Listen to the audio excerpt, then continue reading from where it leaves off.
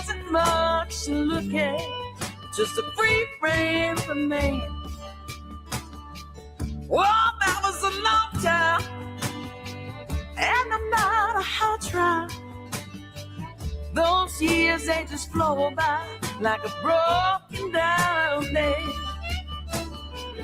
Make me an angel that flies from a gold reef. Make me a poster of an old rodeo. Just give me one thing that I can hold on to believe in this living is just a highway to go. It's Sunday, December 7th, and you've tuned into the People's Patriot Project. We got your 6 at 6. Right now, you're listening to WP3 Radio, proudly produced in partnership with Reads Across America Radio. Together, we share a mission to remember the fallen, honor those who have served, and teach the future generations the value of freedom secured by the brave men and women who have worn our national and community's uniform. Stay tuned for We Got Your 6 at 6. Now playing on WP3 Radio, Jen Ford, Angel from Montgomery. In the evening, and nothing left to say. Make me an angel that flies from a gold reef. Make me a poster of an old rodeo. Just give me one. Left, your left, hey. Left, right, your left. You got it.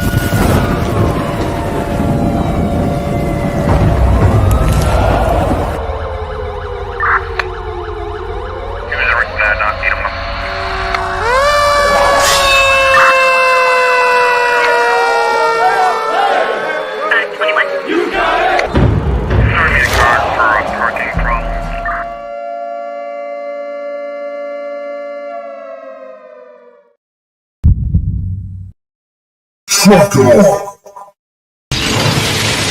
Doctors, roll out.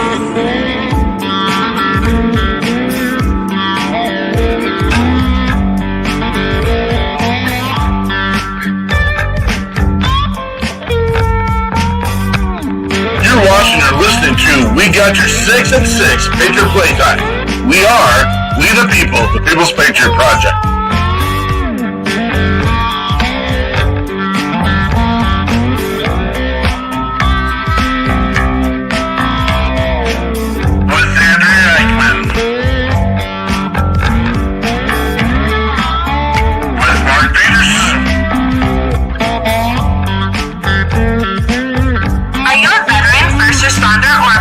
Looking for a place to put your skill set, your thoughts, and ideas, or want to help continue the mission? You have come to the right place. We are the People's Patriot Project, and we are the shock and awe when it comes to meeting the needs of our veterans and first responders. We are dealing with a new enemy in today's world where the wounds are not always seen. We want you to be a part of this mission in saving lives and making a difference. Welcome to We Got Your 6 at 6 Patriot Playtime. Here's the WP3 team bringing you today's best heroes hits in the boots on the ground organizations that are saving lives. And as always, Patriot Pride.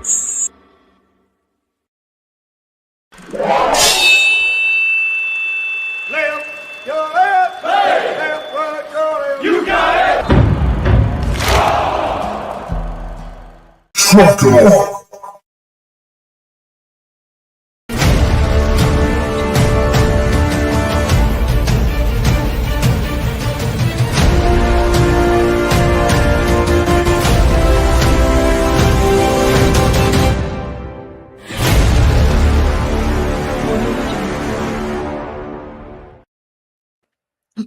Good evening, Andrea Eichmann here. It is the 7th of December, 2025, and I am here with Mark Peterson and Frank DeMith, and we're coming at you live tonight, just the three of us, and we're going to talk about everything we can possibly think of that's worth talking about tonight. So hang on to your hats.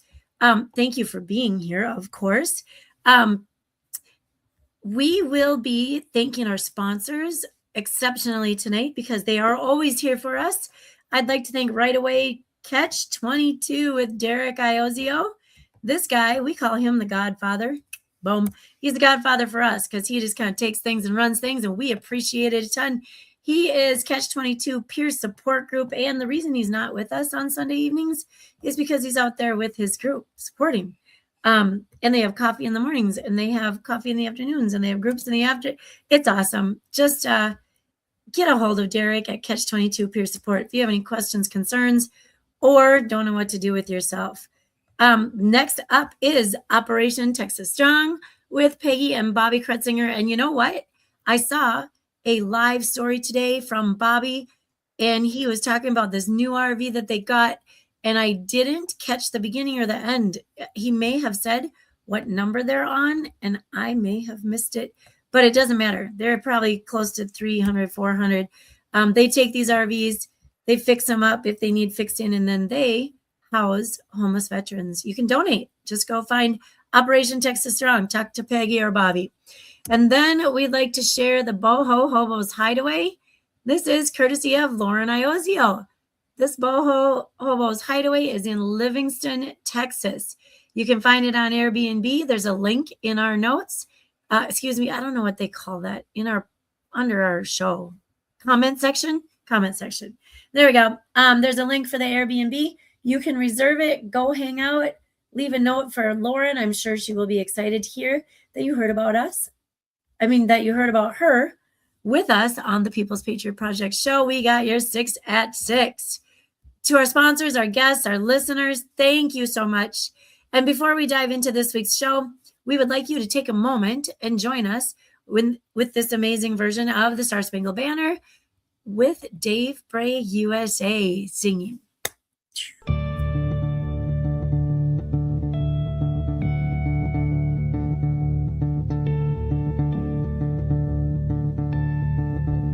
Ladies and gentlemen, please take the time to stand if you are capable of standing.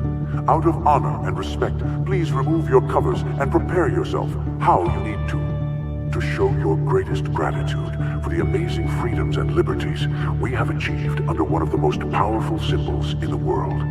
Please cast your attention as we respect our old glory.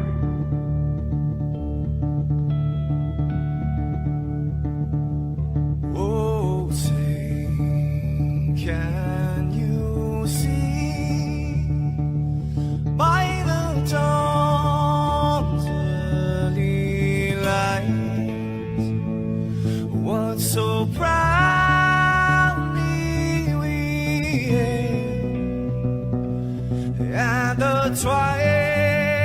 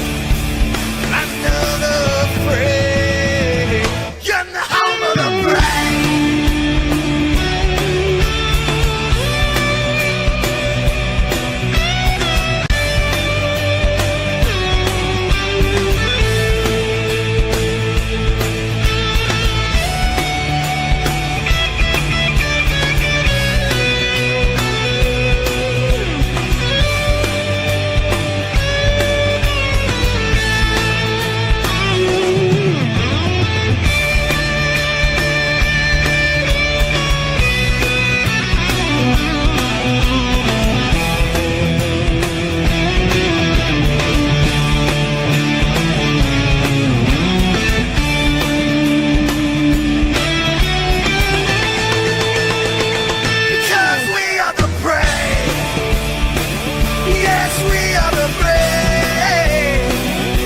We'll fight you in name, the name of the brave. We are the US of A. For those unaware, that flag is still there. It's our future to save, this land of the brave, the US of A. Oh, say, just that star-spangled banner gave way for the land of the free. And the home of the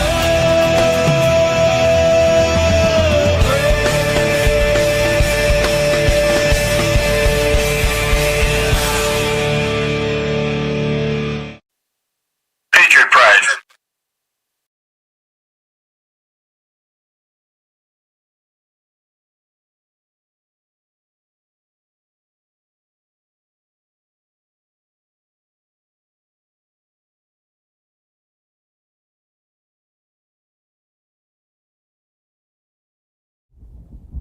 It is that time, folks. It is time for the People's Patriot Project. We got your 6 at 6. And that is our weekly time to Let's Grow. Let's do this. Woohoo! Bam, bam, bam, bam, bam. I wish my noisemaker still worked.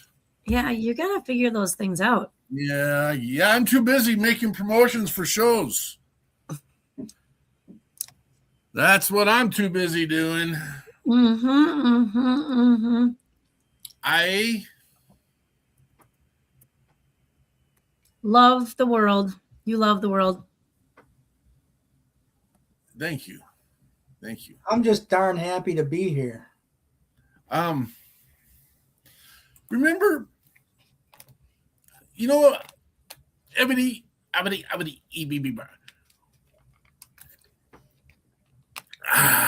big drink, big. Let's listen to a song. I'm going to go play a song. I'm going to find a song. You know, I got a deal. This is what we're going to do. We did it recently. We're just going to do it. Hey, this is Stephen John. Life is good.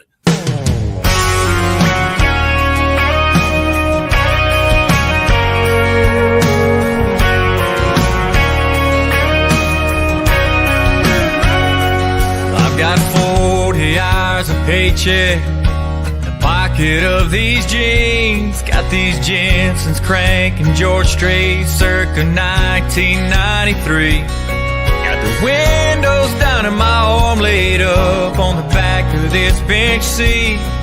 I'm headed toward the drive, the sweet little Cajun queen. Life is good,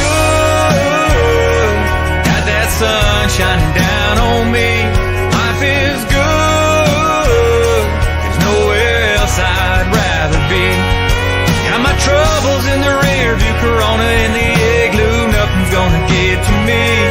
Life is good, yeah, life is good.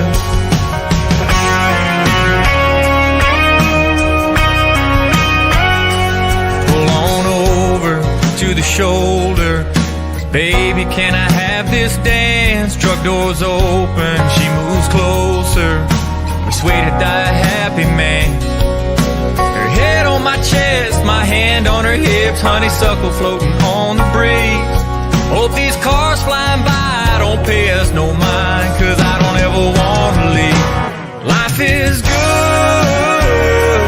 got that sun shining down on me. Life is good, there's nowhere else I'd rather be. Got my troubles in the rear view, Corona in the igloo, nothing's gonna get to me. Life is good, yeah, life is good.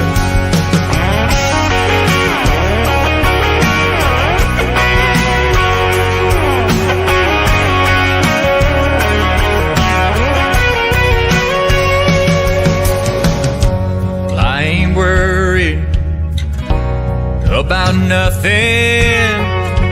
Well, I ain't worried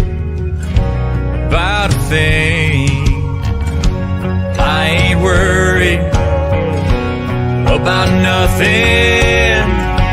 I ain't worried about a thing. Life is good. Got this sun shining down on me.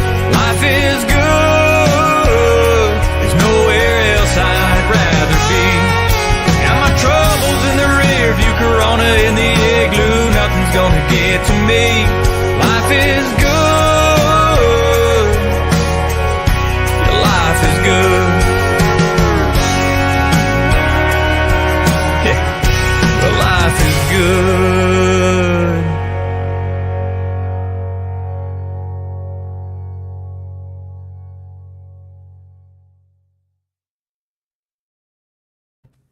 That is a super oldie, but a goodie, and an amazing human being. And we love Stephen John. We love all of our musicians. We have our conversation. We have over 200 musicians on our WP3 radio. What are we doing here? This is our Sunday night show called We Got Your 6 at 6. And normally we have more people in here than we do today. And I'm trying. We've never, ever thrown our people under the bus. We've never done that. I'm not going to do it tonight. It is what it is. Life's life. Life is good. I just texted our boy, Steven, said, what are you up to, man? What are the chances? Short notice. He's out on the rig doing his thing. Showed him a screenshot of him on the show. He said, you must be bored. No, sir. No, sir. No. We miss you. We miss you. That's what we do. Let's be real. Okay. So this is the first thing we do during our show. I'm going to be texting a lot of people during our show tonight. That's what I'm going to do tonight. Why? Because I'm trying to do the thing, all the things. I got to get the graphic done. How many times you heard me say that one? This is our We Got Your 6. That's not what this is. It's Check Your 6. And on Check Your 6, this is the thing that we do every week with our peers, our buddies, our friends, our foes. We commit to reach out. But you can't reach out if you're not taking care of you and if you're not being taken care of. So the first part of Check 6 is check yourself. We've been out battling. I'm battling. I got some battle things in my – things are going nuts. This is Reads Across America week.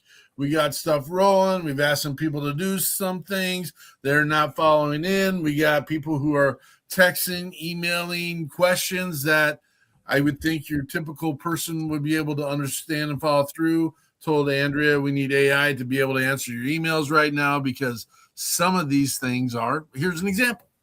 Someone reached out today and said, hey, can you call this person? They're an elderly person and they missed the deadline for re-specific. And can you call them? And there's no email and there's no phone number. And it took, not an exuberant amount of time, but it took a minute or two to read it, process it. Where do I go next? And it's an automated system. So there's no email that comes with it either in that particular one. In fact, the person wrote no email in the part where it asked for the email. So maybe bot, maybe troll, maybe whatevs. Move on. So you got to check yourself. I know I'm going all over the place because we have time. I don't want to waste your time because this is going to be me, Andrew, and Frank tonight, folks. If you're not interested in that, this ain't your place tonight. Frank's going to talk about his second book. Andrew is going to talk about Reads Across America. And I'm going to ramble on aimlessly whenever I want to. And that's what we get to do. I thought I'd get a smile out of Andrea when I said that, but it's a wah-wah. Anyway. The next part of Check Your 6 is grabbing your device, whatever your device is. A device is an electronical thing. We're grabbing electronical things today. And you are going to type in beep, beep, beep, beep, beep, beep, beep, just thinking of you or just checking on you or really whatever you want. You're going to copy that. You're going to paste it into 6. Novel idea, folks. Check your 6 conversations. We're checking 6 people in our lives. See how I did that? It's kind of tricky. We're going to check our 6, and you're going to send that message out to 6 people. It's the holidays, folks. I, the other day, heard a message. The news. Got people talking to me right now. There's like, what are you? Are you losing your mind? What? Yeah, I am, brah. Yeah. Oh, no kidding. There.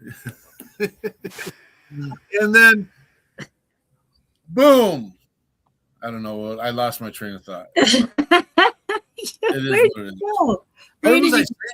You might need to put your device to the side. Oh, yeah. You got a device. You're going to send it to people. Send 6 conversations. Don't put your device to the side. Yeah, I don't know. Today's the day. We're doing it. We're growing. It's a weird show, folks. It's a weird show. We work in an exuberant amount of time to put promotions out. We work an exuberant amount of time to book people and rely on them that they're going to show up. And again, it is what it is. Life is life. And when I text, call, email, and I get the ghosting, it's a thing. Not saying who, where, why, or what, but what's really cool is we'll be here next week doing the exact same thing, not like this, but with 2 more new guests. And we'll do it, and we'll build, and we'll grow, and we'll keep growing, and we'll keep doing it, and we make a difference. And we get conversations through email about people who are changing the world and doing their thing and living their lives. And it's amazing stuff. And we got some really cool stuff coming up. So check your 6. I want a real fancy automated graphic blowing, exploding, all those things. That's where I need to redo the intros to our shows too. Maybe over break. Maybe I'll get that done. Maybe you will. Yeah, should we do another song? Hold up. What else are we gonna do tonight?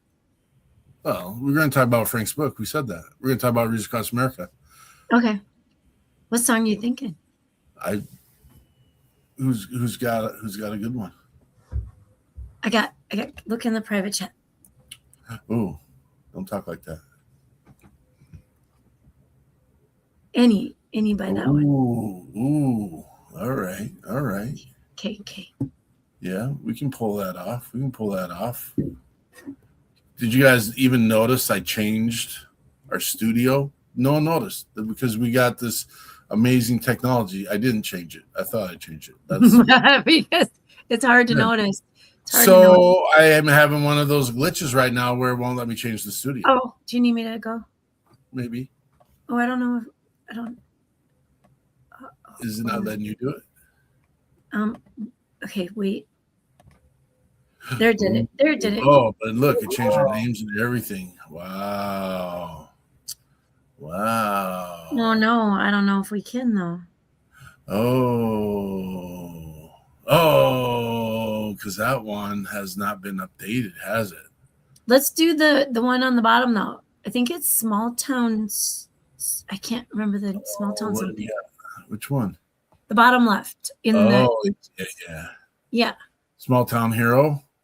Yes. By Brooks Herring. Brooks Herring, please. Brooks Herring, Small Town Hero. Let's roll. Boo!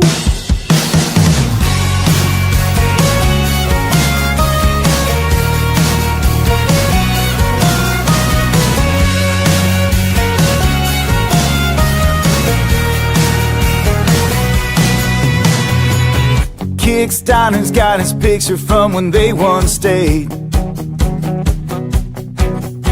down by 432 dive on 4th and 8. Hung next to a shadow box full of old medals from all the ones before him and before them. He's small town.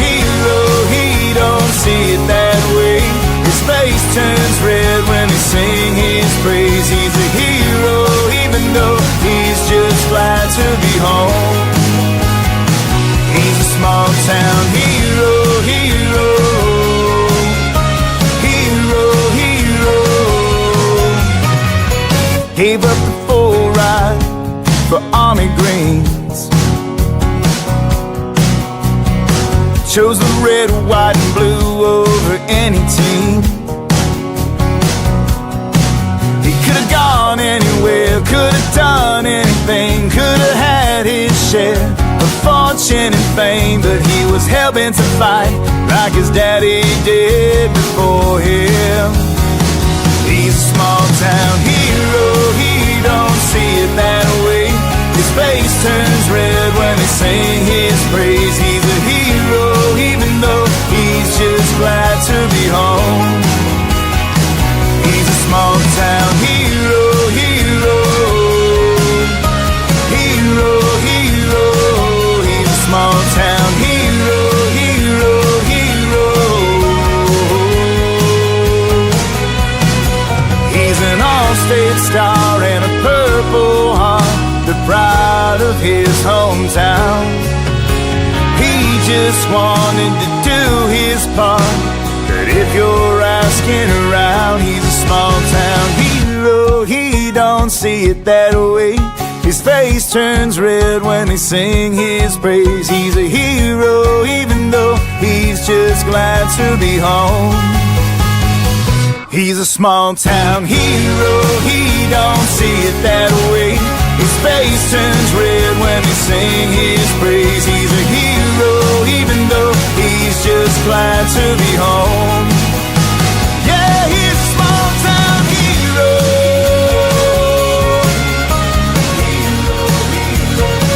He's a small-town hero.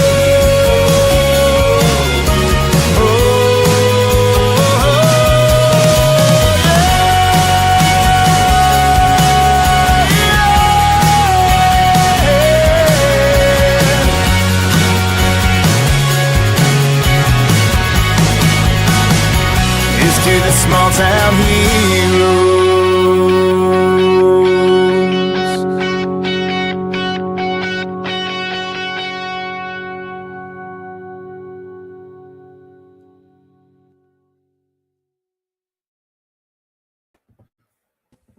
That is Small Town Hero by Brooks Herring. What a beast. That was great. He's awesome. That's a good song. He's awesome. He gets his stuff done. He's a good one, that's for sure. No, it won't even let me change it back now. What again? I'm gonna fight somebody. You are. They're gonna push all my buttons tonight, folks. All my buttons are gonna get pushed tonight. Boom. You need to take a pill. What kind of pill can I get you? Speaking of pills, all right. Oh, have you seen those ads? Because I don't spend much time on Facebook, but every now and then I play some solitaire. But I see this ad. Is solitaire on Facebook? No, I think I saw it on Facebook. I don't know. Whatever. Doesn't matter. But the ads come on because I don't pay to not have ads. I just want to play solitaire. So there's in Texas, because all good things come from Texas. I just made that up. That was for all you Texans out there. They have gummies. So gummies are a hot topic in Minnesota as well.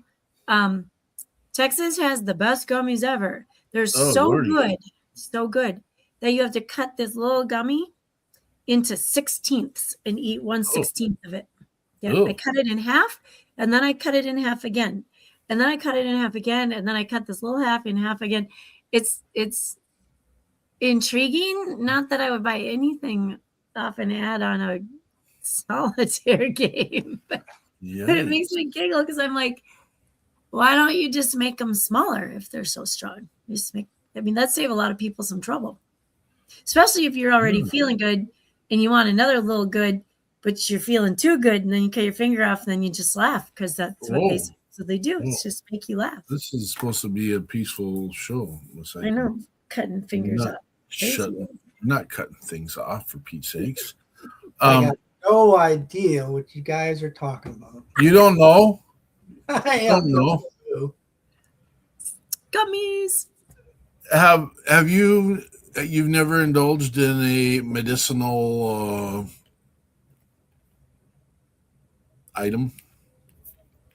Yeah, painkillers and other stuff after surgeries and things. Sure. Yeah, I got that too. Ever. It's funny. I grew up in Chicago, and I have never, not once, had marijuana. And it's shocking, really, because everybody around me did, but I just never.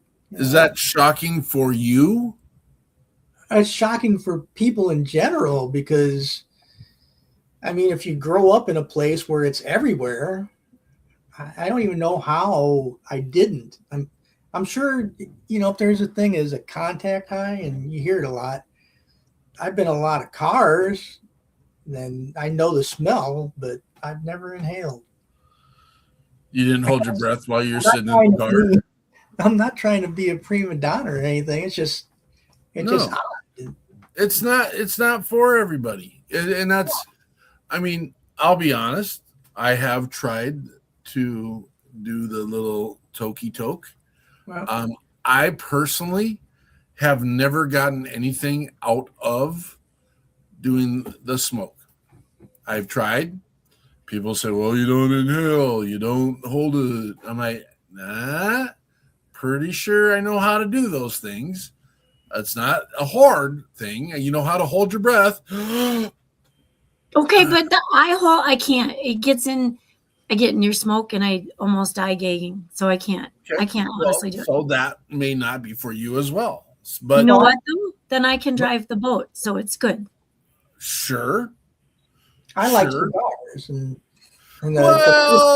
And Miss Eichmann will argue that she thinks I took a nap one day when a bunch of people on the boat was enjoying the devil's lettuce. And I mean, there might have been some other things under the what? It was prescription too. It wasn't like it might have been under. I might have been under the influence of other things at that time. I mean, we were in the land of the spotted cow, and the spotted cow.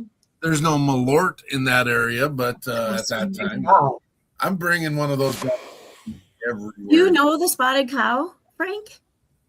No, I know Malort, and I know I don't want any of it anywhere near me. Yeah, I'm gonna get hold of Jepson's, and I'm gonna ask them to be a sponsor to our show.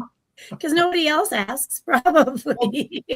Well, if you do that, don't ask them to send bottles. Yeah, I think we all need to take one right before each show. That will tell us how committed you are to the mission. And we will send one out to each and every one of our guests. And we're like, hey, Jepson's Malort may have another. Well, that's a good way if you don't want them to ever come back. Oh. So, I mean, I won't say indulge. I mean, I've had the gummies, and they say there's a certain milligram that you should have. There is one time in life, 2 times in life. There might have been a 3rd time in life, of all life, where you can't overdose necessarily, but my dosage might have been past like what I should have had. One was I had a friend that worked behind the counter at a local watering hole, we'll call it, and they made some homemade devil's lettuce Christmas toffees, and they said, you only want to eat half of them or half of one, which, okay, fine. I know half, boom. But when you're sitting there and later you have the munchies and there's halves of them all laying all over the place, and you start popping each of these halves because you don't take into account, then you have to crawl down the stairs backwards and find a way home and stuff like that. That was one experience. I joined the circus that night. I joined the circus that night. I joined the circus that night, and I was the elephant trainer. Cool. You got the elephant job. Huh. Do you really want to do this now? There's not a more perfect time, Frank. You could tell your elephant story and then lead in that'll be a lead into telling us about your second book. Okay, I'll do it. So, like I've said multiple times, I grew up in the city, and there's a lot of stuff to do in the city, but the one thing you don't have is a lot of open spaces. So when the circus comes to town or carnival, everybody goes, except for the little poor kids who can't get in.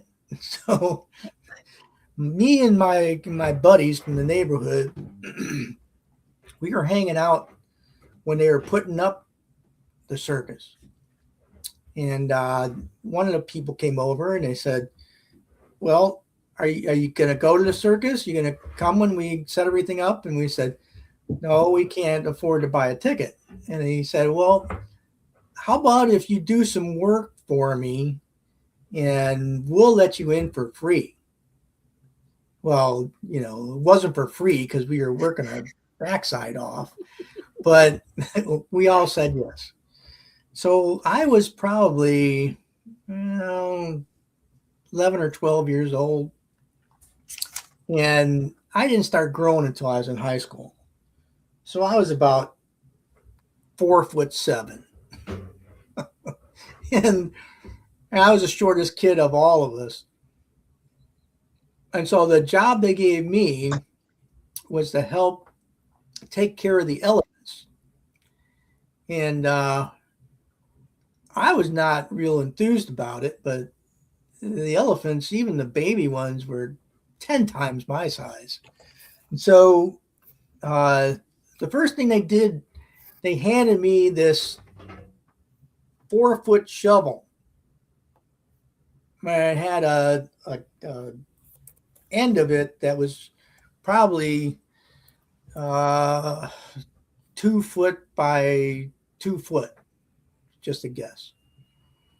And it was metal, and it was wood, and you know, I put it up next to me, and it was as big as I was. And they made fun of me because they said that, you know, you're never going to be able to take care of this. So I was doing my best, and then one of the guys from the circus thought it'd be funny, and he was somebody I'll never forget, not for good reasons, but he came over and started giving me a hard time. And one of the things he liked to put his hands on me. And so we were working, and the elephant did what elephants do. And what came out of the backside of that elephant was some of the foulest, biggest, nastiest stuff I'd ever seen. And when it hit the ground, it splattered. And so I moved over there, and my pants were filthy with elephant poo, and I already smelled. So this guy kept on putting his hands on my back and, you know, and talking Spanish to me. I didn't understand what he was saying. So I finally had enough. So I bent over, I got as much of that elephant poo I could on my shovel, and I threw it over my back, went all over the guy. He had elephant poo from the top of his head down to his waist. And the first thing he did was try to grab me. And one of the other people in the circus came by and gave him a push, and everybody was laughing at him. So they told him that, you know, don't do that. And this one person from the circus looked at me and said, if he ever comes near you, you tell me. And so I said, okay. And it wasn't until about, we were about done. This guy came over and he was pushing me around. And out of nowhere comes this guy who could have been the strong man in the circus. I don't know. But he picked this other guy up and threw him across the circus ring. And when he landed, guess where he landed? Uh-oh. In another pile. So now he had elephant poo from one side to the other side and walking kind of funny, and that was my elephant story. There it was. Oh, We now know. We now know the story. The guy with the shovel bigger than he was. that's what I'm thinking about. Is you're this tiny little guy, and this just keeps going. Well, it took everything I had to lift that up and throw it over my shoulder. If I had to do it twice, it would have been all over my head. That's crazy. And then we Funny all went now. to the circus. It's funny now, but I bet it was not very funny then. Well, now we know the story. Goodness. Yeah, that was it. What are we going to look forward to next? We're going to do another little quick music break, and then we're going to come back and listen. We're going to introduce Dylan here, and then we're going to hear about Frank the Myth's second book. But we are going to listen to, there's one that I really like, Whiskey Love by Javon Newman. Boom.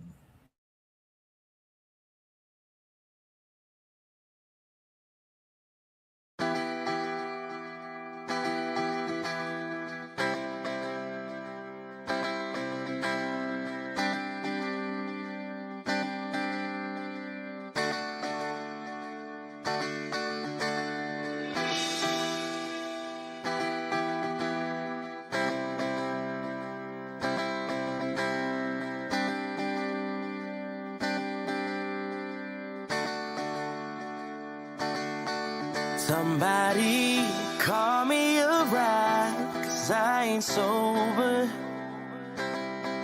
'Cause last night I looked in her eyes and today I'm hungover. Take my breath away, make me forget all my mistakes. I'm feeling so strong, something that I can hold on to. I want a whiskey kind of love. Want a whiskey kind of love. I want wild, I want free. I want the kind that brings you down to your knees. I want a whiskey kind of love. Whiskey kind of love. Whiskey kind of love.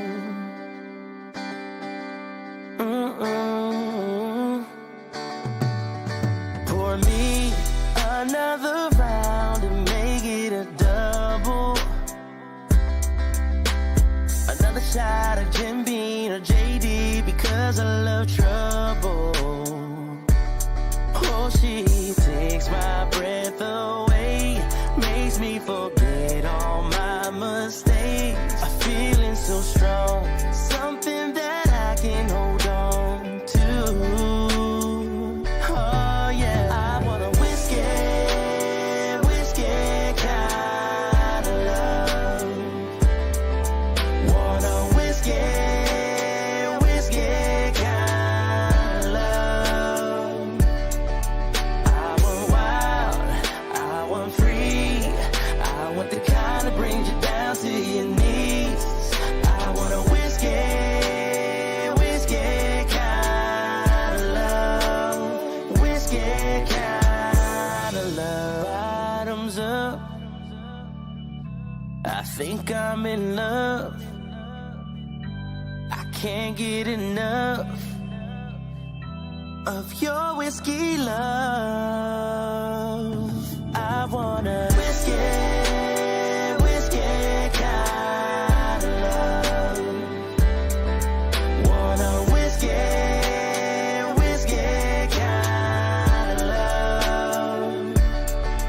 I want wild, I want free.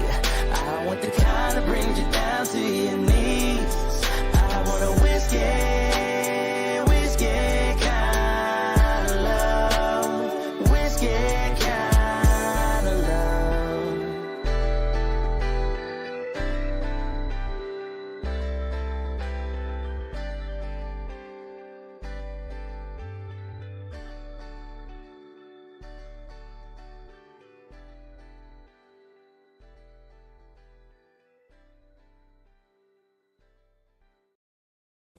That is Whiskey Love by Javon Newman. Bam, bam, bam, bam, bam. Dylan Petrie, what are you doing, brother?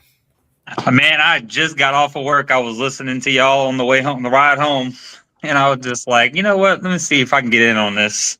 Get in on this. So, because it looks like fun.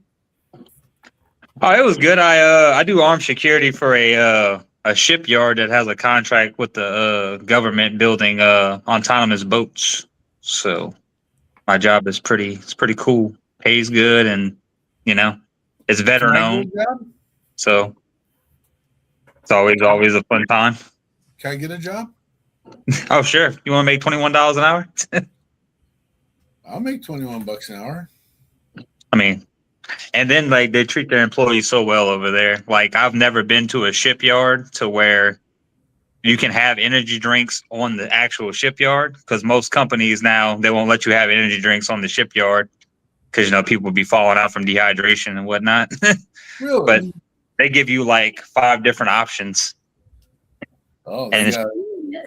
It's crazy. I've never seen it before in my life. I was just, when I first started working there, I was just like, is this like a fantasy land?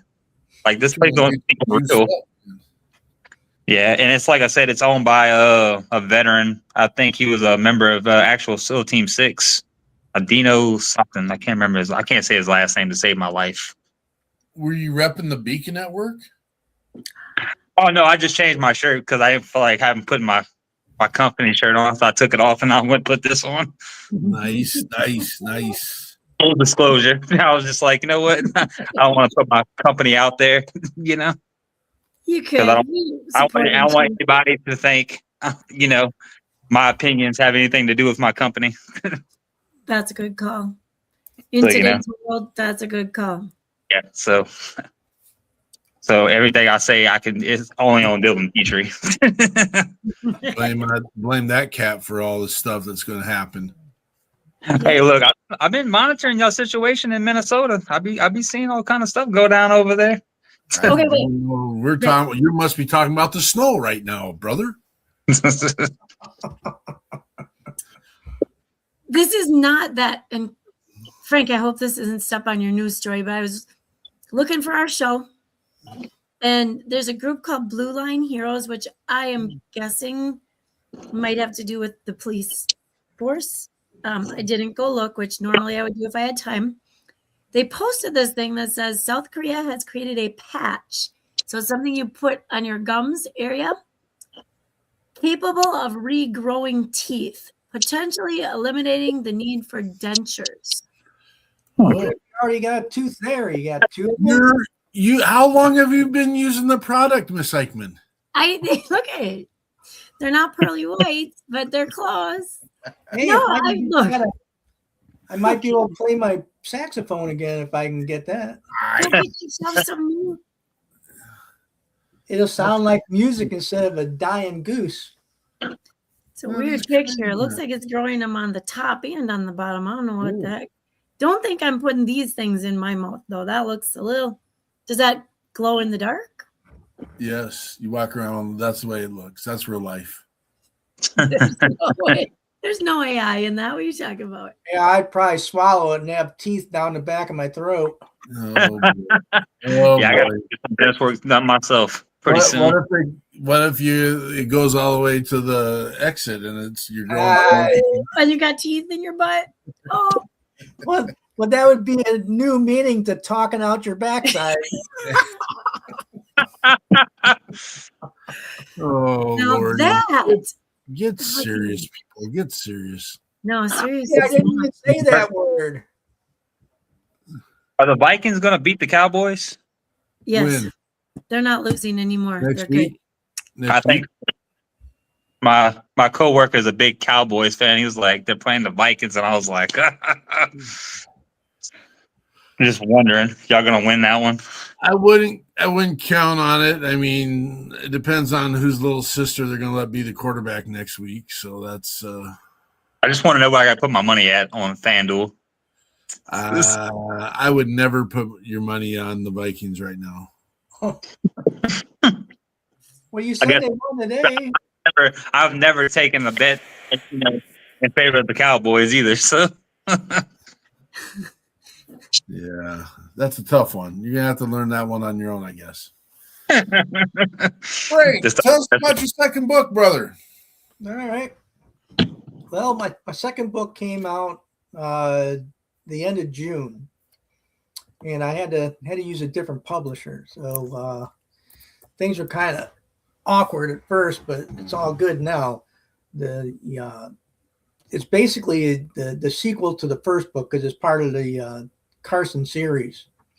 So we find our hero is back with his unit and has to go through some stuff that anybody who's a veteran would understand this book.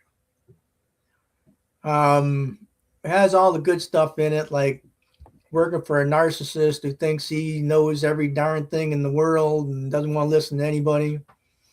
And you can't tell me if you've been in the military for more than a hot minute that you hadn't worked with one of those.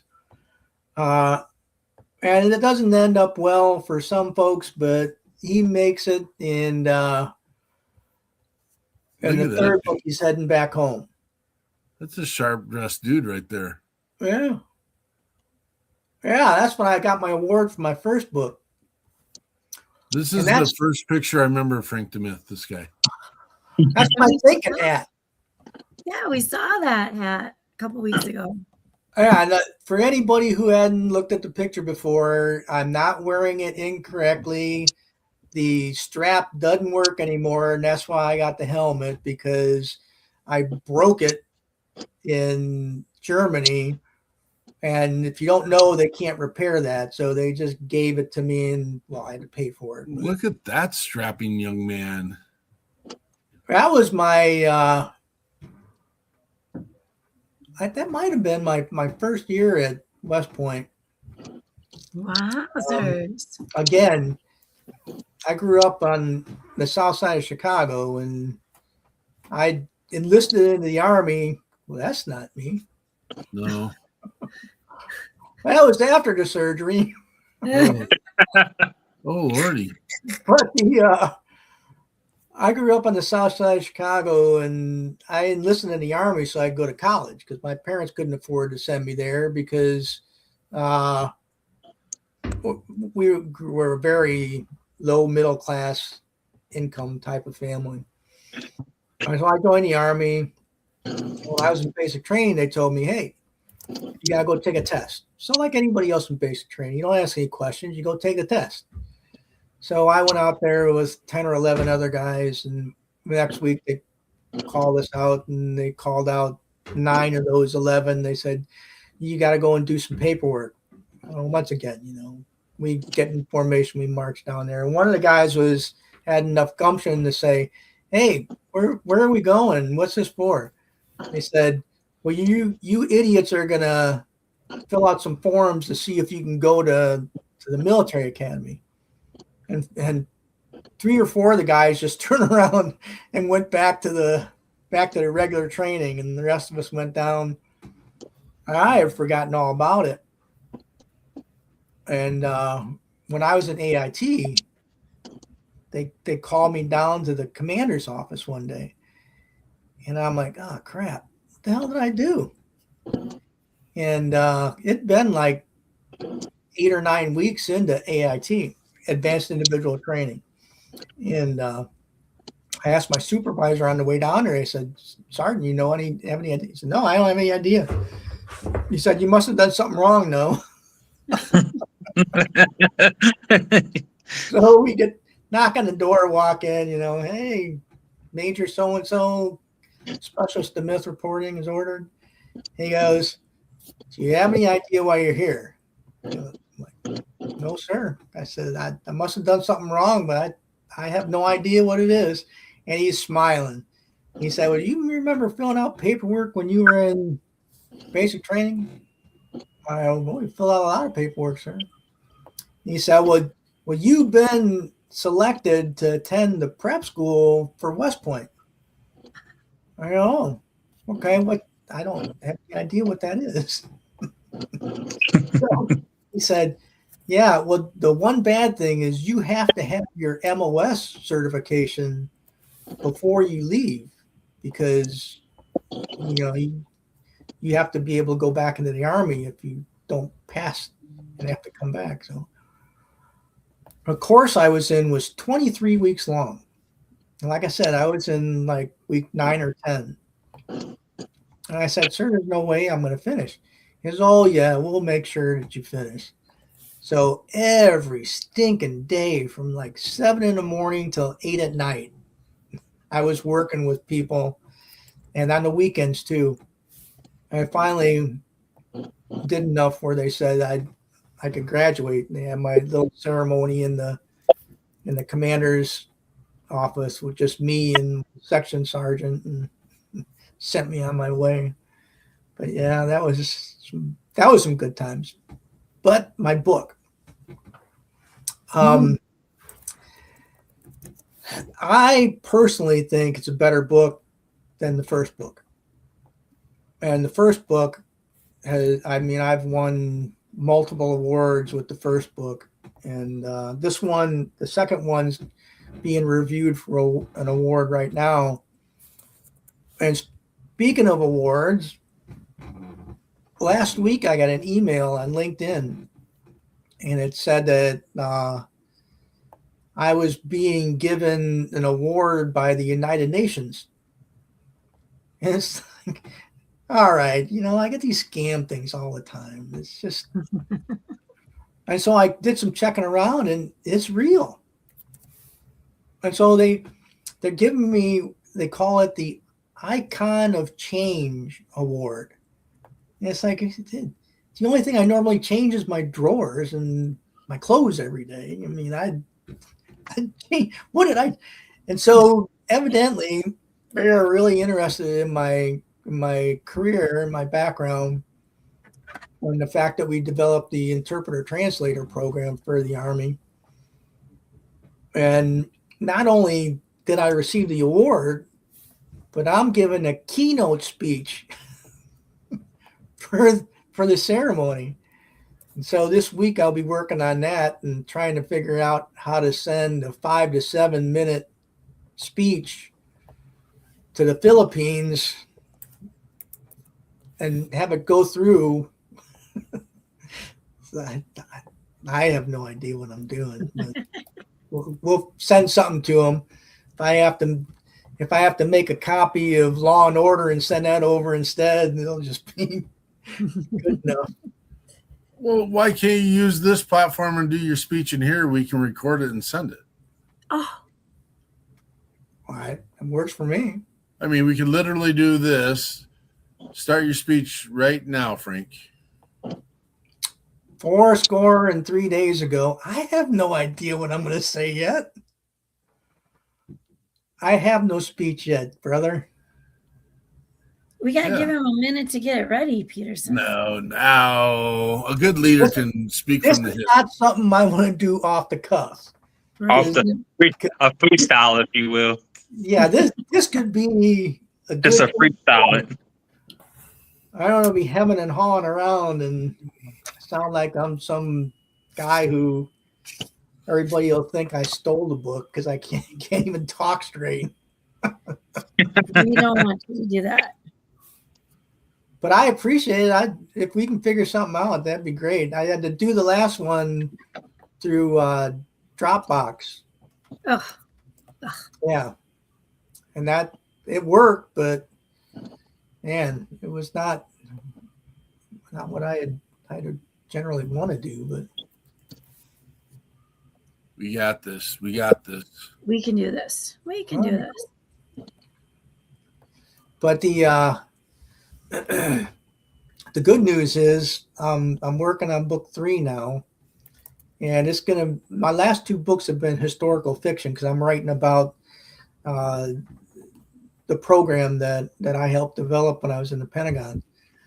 But book 3 is going to be mostly fiction, and it's going to happen for the most part in the Pentagon. Do you have to go or get special permissions to write a book that is based out of spaces like that? No, because I'm not including any of the things that I know that are secret.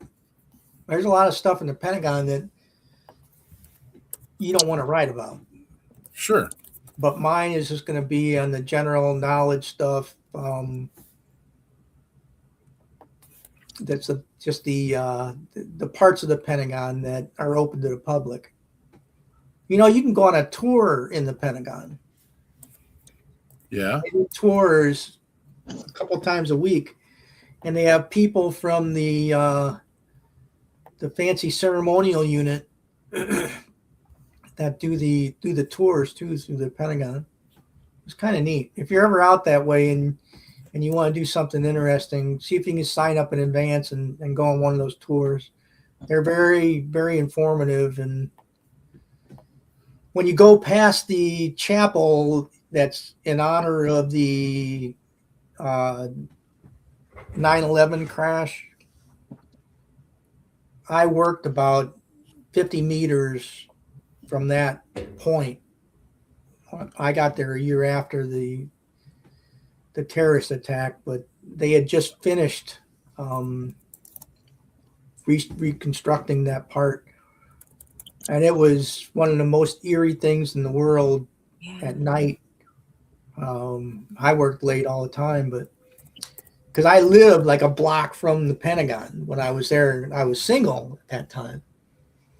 And the general I worked for knew that I only lived a block away. So I came in early and stayed late. And whenever he needed anything, I was there. And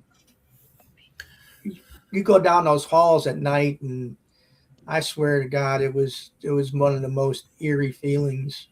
I've heard that from other people too, so I don't think you're wrong. Do you still have like special access to that space? No. Once you leave, everything's gone. You're just like any other civilian. I've been invited to things and gone in, but even then I can only go where an escort takes me. I can't just walk around. Oh, they don't give you like a little pass? They're like, you know. If you work there, like I was a contractor in the Pentagon for several years after I retired the first time. And if you work there, you got free range. You can't go into any of the classified areas unless you have to be there. That's like where I work at. Like if you're not like you don't have an appointment, or if you're not doing any work there, it's absolutely hard to get on the yard I'm at. Like you just can't roll up and be like, I want to go do whatever I want, because like I said, they are building boats for the government. So so they take their pretty very seriously over there. You bring up building boats, and this sounds kind of funny coming from an Army guy, but one of my bucket list things, I want to go on a submarine. Oh no, I don't like to be on the water that much. Well, I just want to go. By being from South Louisiana, I just want to go on it and see what they're like. And I understand there's places in the States where they have like a naval museum or a maritime museum, and you can actually go in the submarines. So I am probably going to break all the rules right here, right now, but I actually got to go on a service nuke in San Diego with I don't know if I should how much I should say here, because I'm pretty sure there were some rules that were broken that allowed me into that space. Yeah. All right. Well,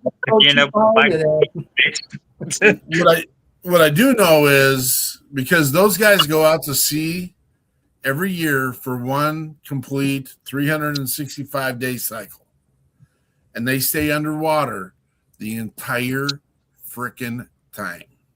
Yeah. And I'm pretty confident that's not made for me. Pretty sure that's not what I want to do. No, I can't see it. You don't even get your own space to sleep. Hey, You're sharing, not with one, yeah, with two other people, because there's 3 shifts. hot bunk.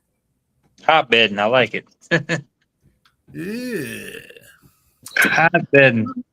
My uncle was on a sub when during the Vietnam War, and that's when my grandpa died. And there was no like, they had to send a ship out to get him. Like there was, technology isn't what it is now, and they weren't connected really the way they were. So somebody in a suit and swim down there and knock on it.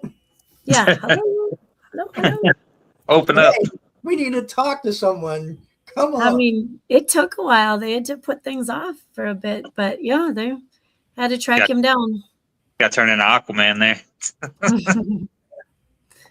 No, I'm not made for going underwater. I just want to see what it's like. I'm almost more confident about an airplane, so that's probably like the only thing I might do, considering I'm definitely afraid of heights. I might be something I might want to do one day, but I don't know. The jury's still out on that. Really cool. When I was at school, during the summer, you do summer training, and I went down to jungle school in between I think it was my sophomore and junior year. And we went through the jungle expert course. Where'd you do that at? That was the year when I think it was the head of the Guardia Nacional, the military in Panama. He was killed, and they put everybody on alert. So we had to stay an extra week, and they took us out in Chinooks. And we did helo casting. And I couldn't swim when I got to West Point. I learned how. But I was not, a strong swimmer. And so we were flying over the water about 20, 25 feet off the water. And they opened a ramp and they said, go. And I'm like, you're out of your mind. Go where? He said, jump out. I said, I don't have anything to jump out with. Just jump. And so we all, we lined up and did another pass. And we all jumped out with our rifles. And they tell you, you got to take your rifle, you got to throw it up over the top of your head. So some of the people weren't listening very well. And they broke their nose and knocked out their teeth because they hit the carrying handle on the M16, and it was just I loved it. I thought it was the best thing that I ever did. I honestly think I wouldn't have made it in y'all era of military. I think I was just at the right time to to where it wasn't too soft, but it wasn't also as hectic or as bad. I'm trying to think of a word for it. You know what I'm saying? Like intense as it is for y'all back in those days. I left out the best part. They didn't stop the helicopter and that was jumped out. It was still moving forward. Oh no. Yeah, we had to jump out the back. I'm getting goosebumps right now just hearing you talk about it. I am definitely afraid of heights. If I'm watching TV and something looks like high up in the sky on the TV, I start to get goosebumps. That's how terrified of heights I am. If you're in something like that, once you jump out, it's done. You're gonna hit the water one way or another, and no, couldn't do it.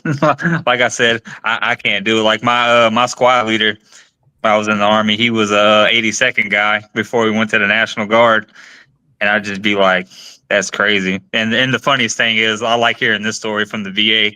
They tell him his knees weren't service connected, and I was like, you mean jumping out of airplanes, hitting the ground hard, and you're hurting your knees, and that's not service connected? That's crazy.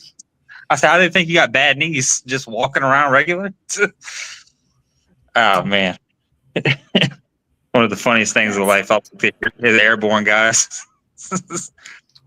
Hey, Mark, one of the things I left out about my second book is this book actually has an audiobook version.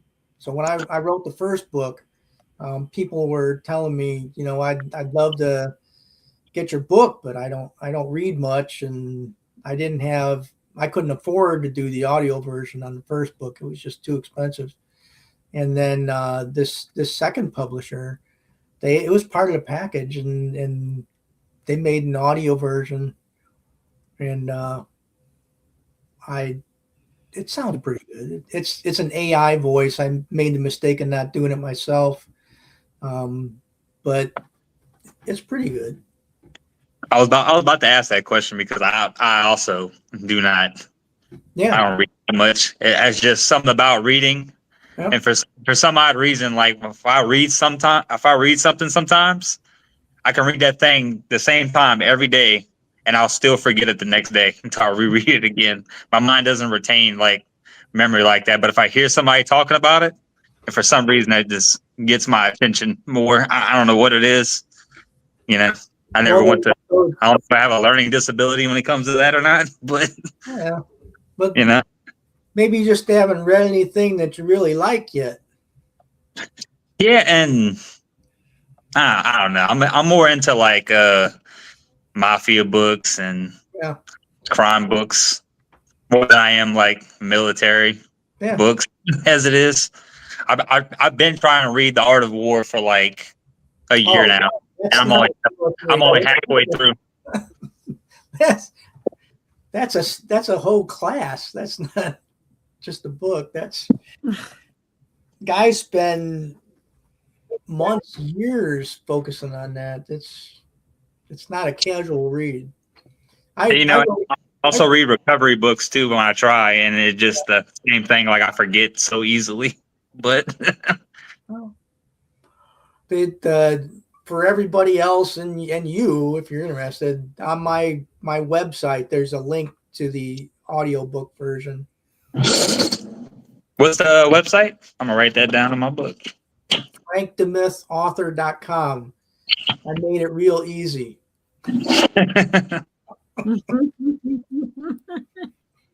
That's so I could remember how to find it. Put it in private chat, Frank. Okie doke. My girlfriend likes reading those type of books too, so which is crazy because she's a former Marine. No such thing. So I went to a Christmas party at my work, and my the owner of the company, he was a Marine also. I told him how I like to give out crayons to Marines to mess with them. So he actually has bubblegum crayons. He gave me like 4 boxes of these, and it's the first thing I did when I got home. I was like, "Hey, baby, here you go." Well, my Marine buddies, the best way to make them mad is to send a box of crayons, and some of them are edible and the other ones are regular. So we did an event at the Marine Corps League in Houma, in Louisiana, and we were cooking. And I went to the dollar store and I bought boxes of crayons, and I was just walking around handing crayons out to all the Marines. And the Terrebonne Parish sheriff from Houma, he was a Marine for like 30 years or something or another, and I gave him a box of crayons. I had so much fun just walking around handing them to the Marines, and these older Marines are just chomping them down, eating like real crayons, and I was just like, I love this. Anywhere I'm at and there's Marines, I will mess with them. And me and the sheriff go back and forth the whole time, just messing with each other. I love the Marines. Marines are like the men's department of the Navy. I had an uncle in my second book. I dedicated one of the characters to him. He passed away before I could get the book finished, and he was in World War II and out in the Pacific, going from island to island. He'd tell me stories about sitting on Okinawa waiting for the word to go into Japan, the island, of Japan, all the islands. And man, they were dreading that because they knew that the casualties would be just overwhelming, and that they were all ready. They all psyched themselves up to go, and then they got the word that wasn't going to be needed, and it's a lot of partying. That's my favorite thing about like the military is how we all make fun of each other. But I like how when we like get into some stuff with other countries, we threaten to send the Marines in, and all of a sudden they're like, you know what? We don't want no smoke. We're good. Because all the stories you hear about the Marines and stuff like that, I think of like, I can't remember what country it was where they drank like the whole island dry of alcohol, and I was just like, wow. These guys was probably just a handful of Marines. You know, like it's always the funniest to hear about that. Like I'll laugh so hard. I'd be like, "Yep, I don't want the Marines to go in there. It won't be our country for long." I always give the Navy a hard time. My dad was in the Navy during the Korean War, and all the branches are full of good people, and we joke and go back and forth. It's okay being a fellow member of the armed forces, but you know, if I was ever in a situation where one of the other branches needed help in a bar fight or anything else, I'd be right there. Yeah, I love always hearing about the stories about, because you know, I don't think they make men like that anymore from back in those eras. Because when I was at that event, there's this 90-year-old Marine. He was telling me how he went to Korea when he was like 15 years old and whatnot. And I was just like, he had like, there was auctioned off a K-bar and the sheriff bought it. And he walked up to me and said, "Here, now you can have a real man's knife," because it was a Marine K-bar. And he was walking, the old man, I'll never forget. He's like, "That's a nice knife. I used to have one back when I was in Korea. I wish I still had one." I was like, "You know what, sir? This is yours. You can totally have that, sir." He's like, "Are you sure?" I was like, "Yes, sir. This is yours. You can have it." You should have told him, "Yeah, it's a Marine thing. I wouldn't know how to use it right." And it was telling the story about the night before, how they were all out drinking at the same bar that we had the event in. And he was like, everybody's trying to go home, and this 90-year-old man's still trying to party.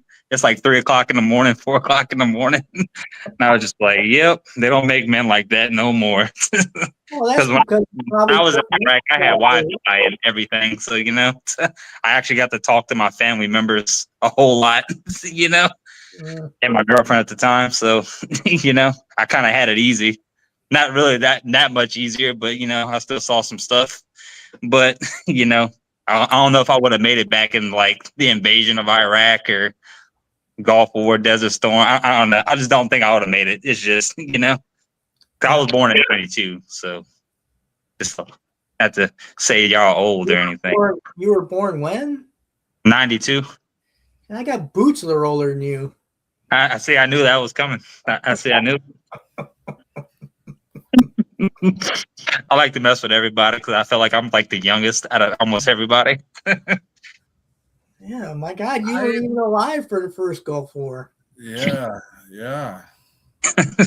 It's even funnier because when I went to a veteran rehab because I was addicted to painkillers for a while, and you know, it's always fun to like hear their stories because I'm like the youngest guy in rehab, and it's a bunch of older guys. They're talking about the invasion, and I was just like, that's crazy. And I always laugh at their stories because it was just such a different time back then. It was probably one of the most successful military campaigns in history.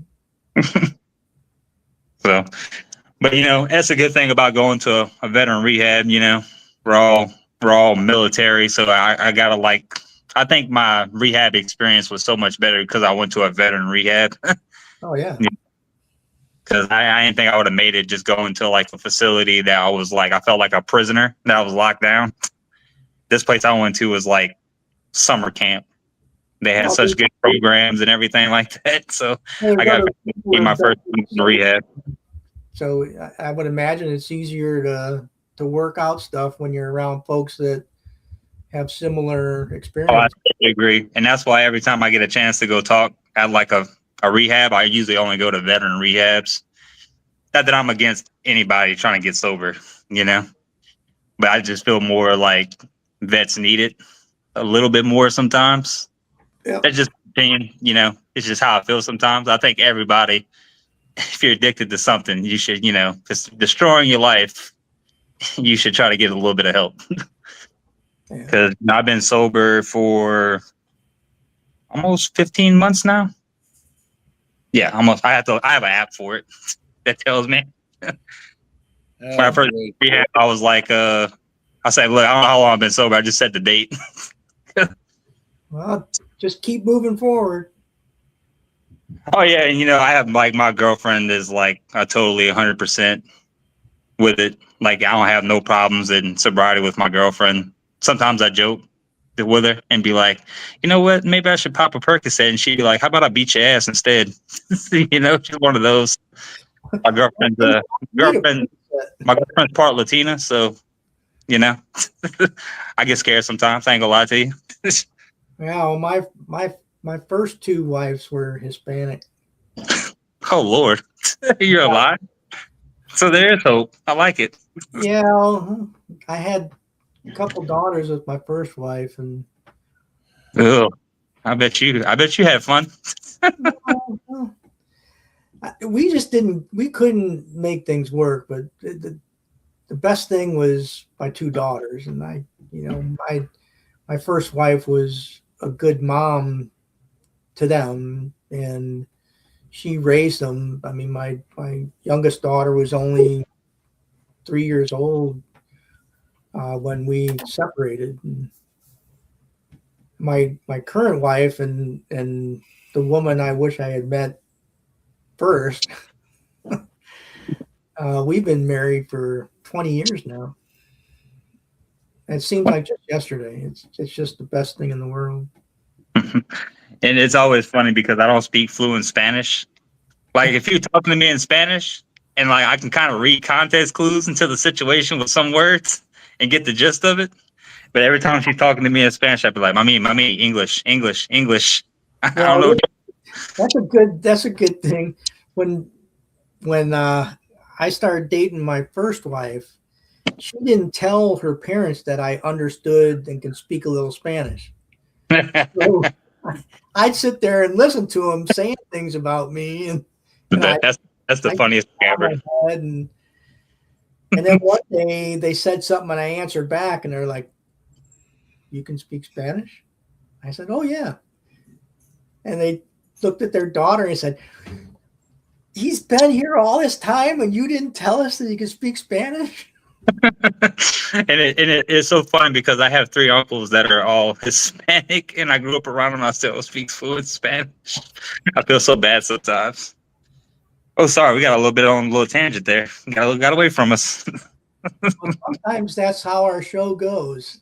I love it. So good.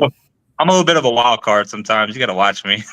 I'll go off into different subjects, and then you got to reel me back in. Can you play the saxophone or guitar or anything? I mean, if you want to listen to it be horrible, then sure. Well, we normally have a musician on. Oh no, I don't sing, but you know, I got a little bit of rhythm for my, for a white boy. Yeah.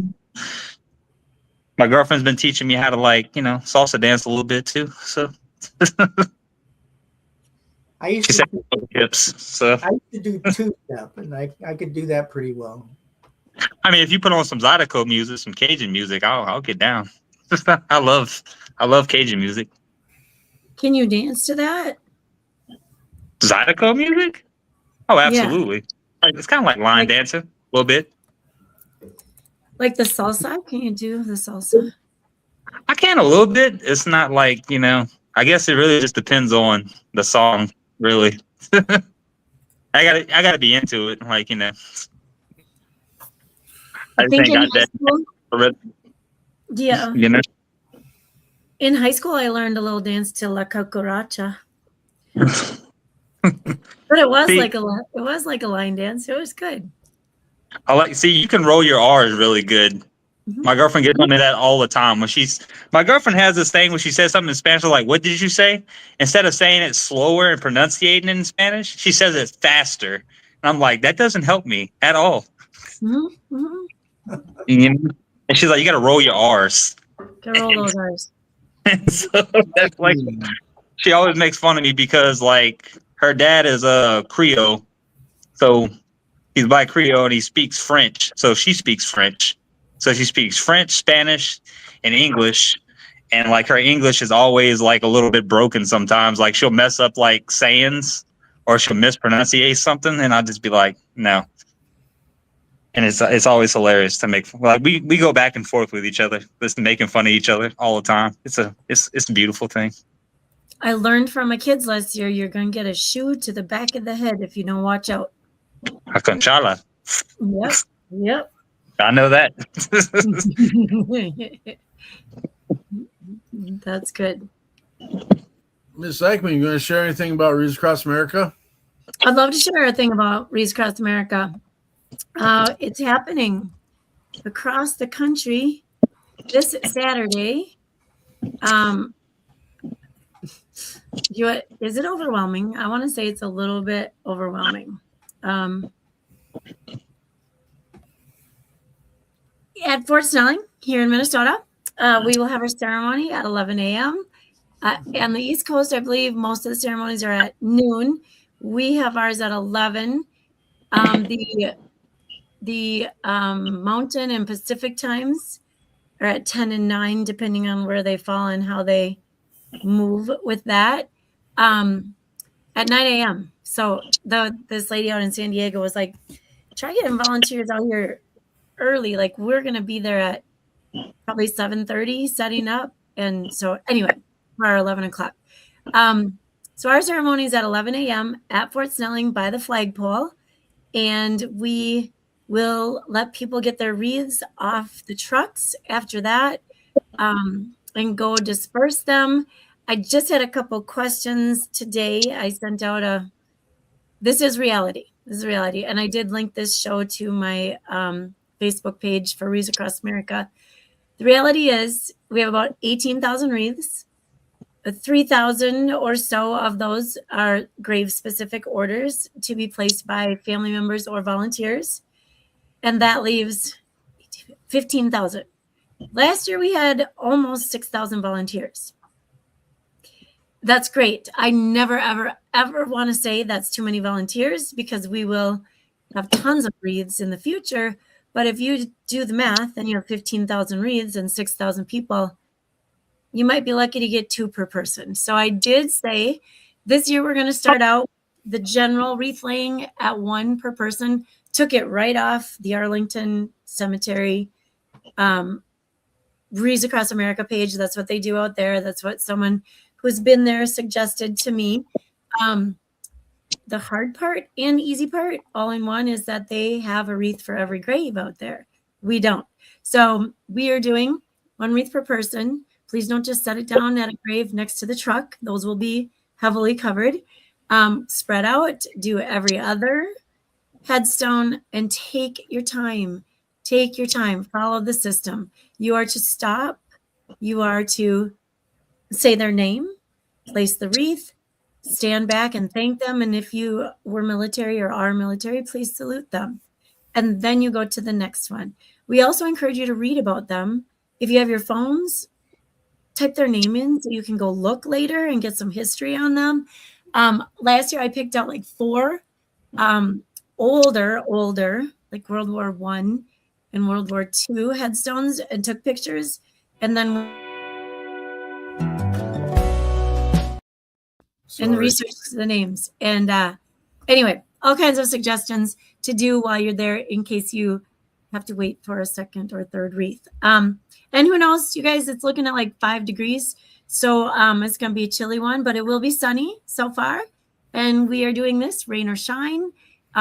So come to Fort Snelling right off 34th Street in, I think it's considered Minneapolis, Minnesota, and enjoy the day placing wreaths with us. It is quite exciting.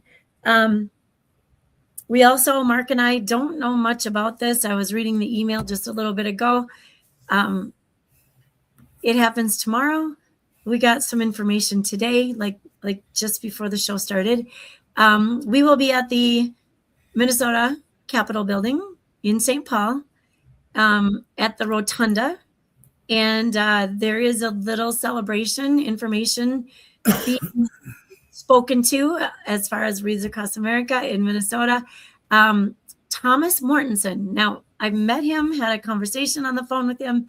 He's coming up from Florida to be the presenter.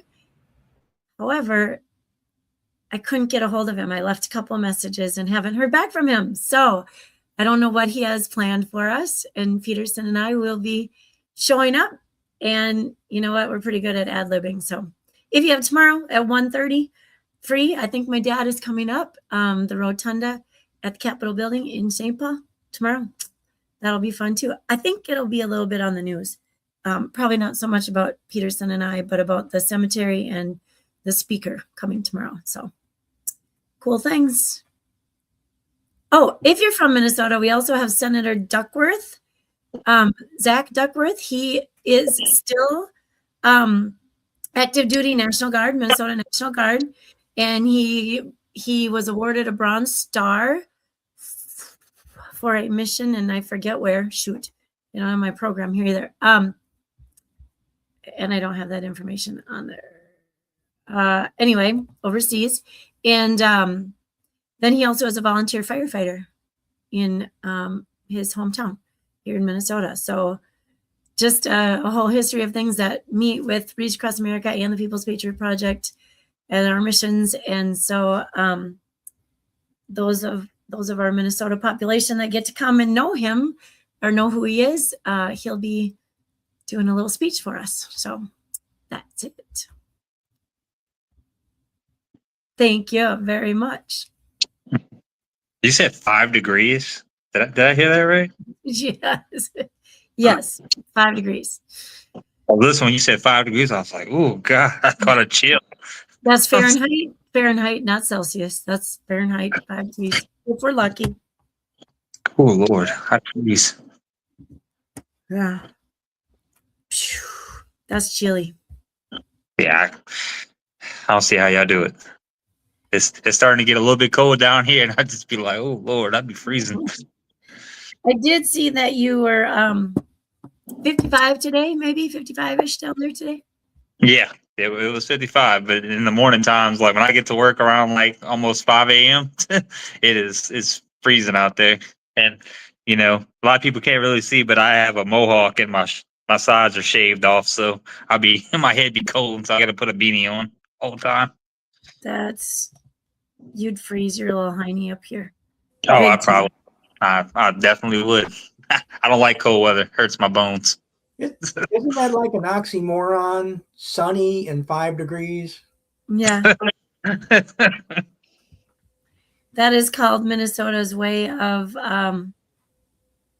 trying to make it better. I can't even tell you what, because I'm not a fan. Yeah. I don't know what to say, because it's Minnesota. Peterson, you like that kind of stuff. Oh, you're muted. The only good thing about cold weather is gumbo. It's gumbo season. I thought that was the name of that little green guy on the cartoon show. Gumby.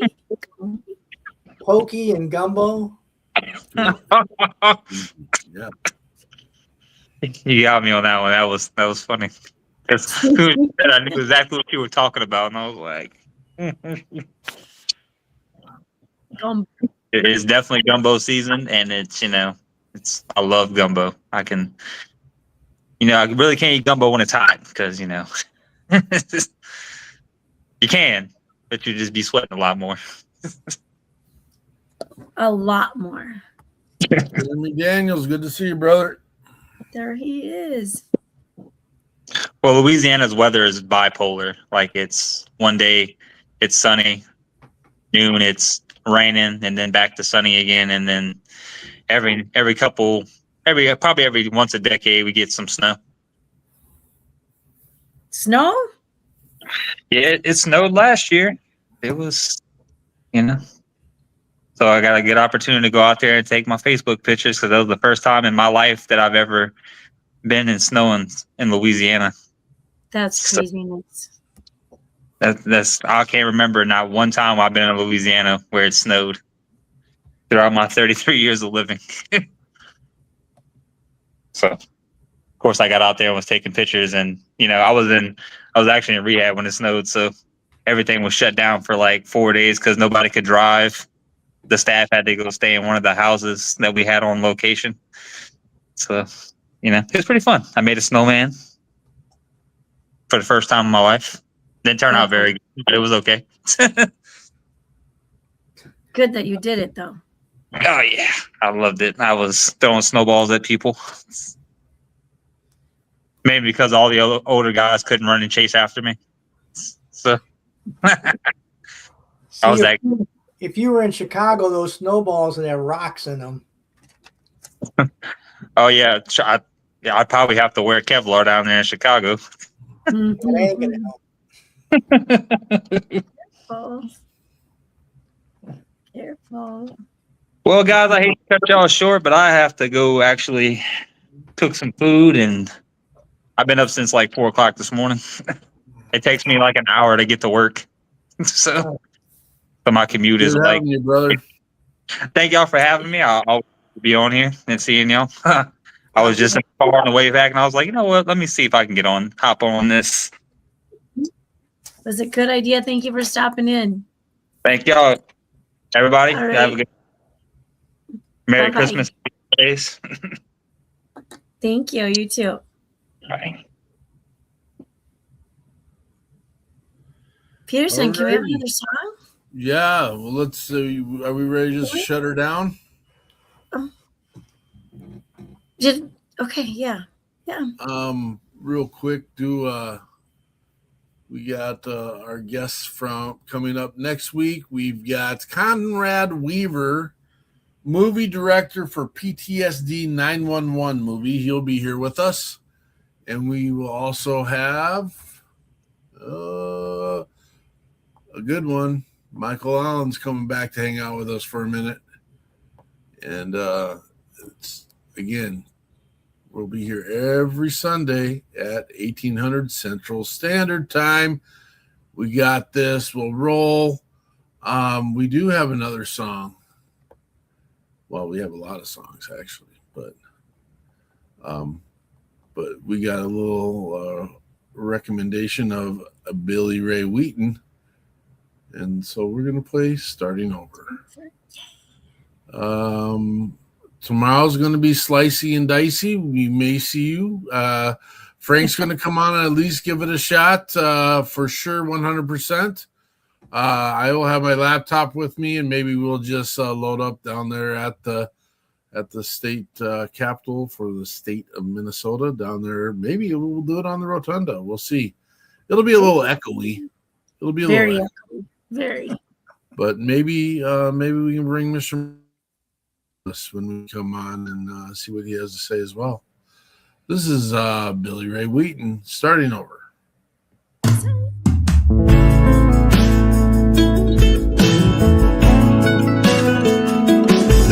Gonna code you from the silence, a feeling I can't explain. It's the way you don't call me, baby, now you just use my name. And the way you say I love you don't carry the same emotion. Makes me feel like we